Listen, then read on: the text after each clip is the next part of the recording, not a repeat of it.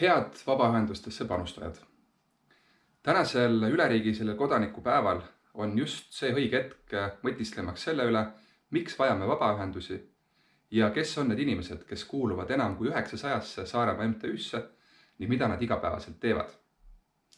Üks online teejuht vabaühendustele toob välja 10 põhjust, miks asutada kodanikuühendusi ning innustab vähemalt 8 kriteeriumi täitmisel see samm kindlasti ära teha.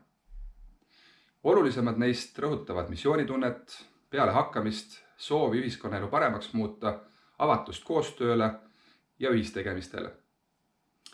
Mitu pead on ikka mitu pead ja organisatsiooni jõud on reeglina tugevam kui üksiku IT-ja oma.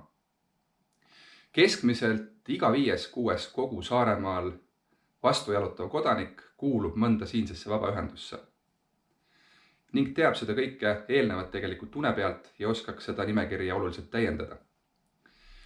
Need on inimesed meie ümber, kes lisaks oma igapäevatoimetustele on võtnud vaevaks panustada kogukondlikku ellu. Need MTÜ-d edendavad kultuurielu ja huviharidust, panustavad maa- ja merepäästesse, toetavad abivajajaid, korraldavad põnevaid sündmusi, meelitavad siia külalisi ja huvilisi mujalt ning edendavad elu palju muuga.